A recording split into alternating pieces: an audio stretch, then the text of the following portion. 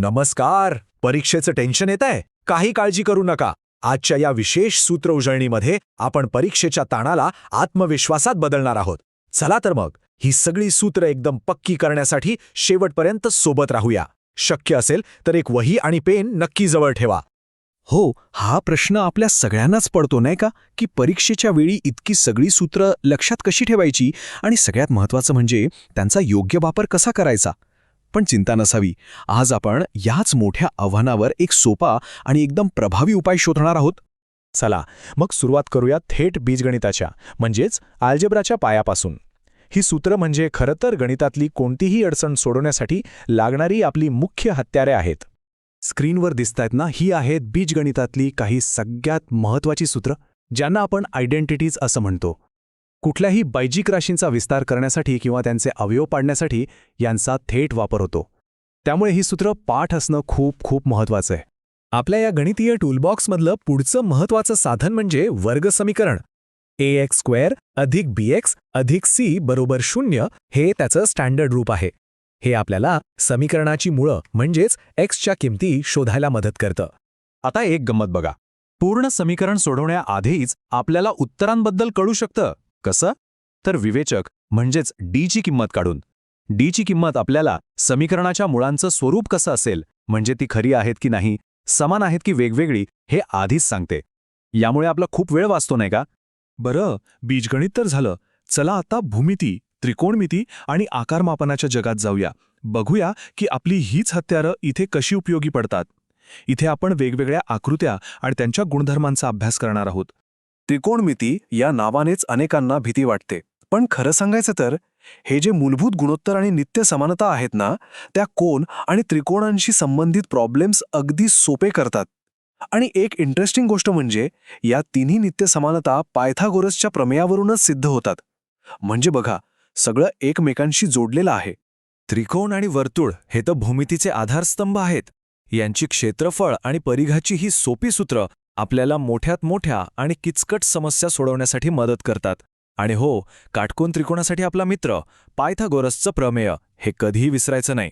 आता घनफळ आणि पृष्ठफळ या दोन शब्दांमध्ये होणारा गोंधळ कायमचा दूर करूया. बघा, घनासारख्या आकारासाठी घनफळ म्हणजे त्या बॉक्समध्ये आत किती हवा भरेल, आणि पृष्ठफळ म्हणजे तो बॉक्स रंगवायचा असेल तर बाहेरून किती जागा रंगवावी लागेल. सोपं आहे ना? हीच गोष्ट आपण गोलासाठी बघूया. म्हणजे समजा एक चेंडू आहे, त्याचं घनफळ आणि पृष्ठफळ काढण्याची सूत्र पूर्णपणे वेगवेगळी आहेत. हा फरक लक्षात ठेवणं खूप महत्त्वाचं आहे, कारण परीक्षेत हमखास गोंधळ इथेच होतो. आणि आता वृत्तचिती म्हणजे आपला सिलेंडर, जो परीक्षेत विचारला जातोच जातो. त्याचं घनफळ काढणं सोपं आहे, पायाचं क्षेत्रफळ गुणिले उंची. पण एकूण पृष्ठबळ काढताना त्याचा वक्रभाग तर घ्यायचाच, पण सोबत वरचं झाकण आणि खालच्या तळाचं क्षेत्रफळही मोजावं लागतं, हे विसरू नका. भूमिती आणि आकारमापन तर झालं. आता आपण वळूया परीक्षेतील इतर महत्त्वाच्या घटकांकडे, म्हणजे सांख्यिकी आणि गतीशी संबंधित सूत्रांकडे.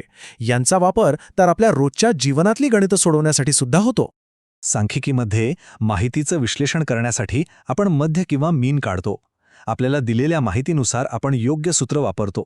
आणि वेग, अंतर व वेळ यांचं नातं तर रेल्वेगाडीच्या गणितांपासून ते प्रवासाचा वेळ काढण्यापर्यंत सगळीकडेच उपयोगी पडतं. एक गोष्ट लक्षात ठेवा, योग्य सूत्र निवडणं आणि ते अचूकपणे वापरणं हेच यातलं अर्ध काम आहे. ठीक आहे, तर सूत्रं तर आपण बघितली, पण खरी कसोटी तर परीक्षेच्या हॉलमध्ये असते. त्या दबावाखाली या सूत्रांचा प्रभावीपणे वापर कसा करायचा, चला त्यासाठी एक विजयी रणनीती, एक मास्टर प्लॅन पाहूया.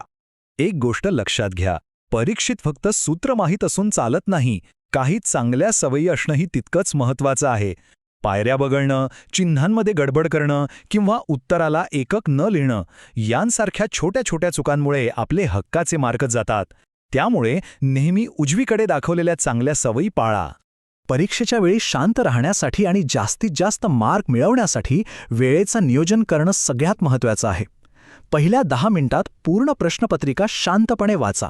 मग सोप्या प्रश्नांपासून सुरुवात करा आणि शेवटी वेळ राखून सगळी उत्तरं एकदा तपासा. ही योजना तुम्हाला गोंधळून न जाता पेपर पूर्ण करायला नक्की मदत करेल. आणि आता आपण आलो आहोत सगळ्यात महत्त्वाच्या भागाकडे, कारण परीक्षेतील यश हे फक्त अभ्यासावर नाही तर आपल्या मानसिकतेवरही अवलंबून असतं. चला, परीक्षेला सामोरं जाण्यासाठी लागणारा आत्मविश्वास आणि सकारात्मक दृष्टिकोन कसा मिळवायचा याबद्दल बोलूया. सगळ्यात आधी एक गोष्ट पक्की लक्षात ठेवा. तुम्ही खूप मेहनत घेतली आहे. तुम्ही अभ्यास केलाय, तुम्हाला सूत्र माहीत आहेत आणि तुम्ही सरावसुद्धा केला आहे. तुमची तयारी झालेली आहे. त्यामुळे आता सर्वात महत्त्वाची गोष्ट कोणती असेल? तर ती म्हणजे स्वतःच्या क्षमतेवर आणि केलेल्या तयारीवर पूर्ण विश्वास ठेवणं. हाच आत्मविश्वास तुम्हाला परीक्षेच्या वेळी शांत आणि स्थिर राहण्यासाठी मदत करेल. म्हणून पूर्ण आत्मविश्वासाने परीक्षेला सामोरं जा. यश निश्चितपणे तुमचंच आहे. आणि जाता जाता एक शेवटचा प्रश्न.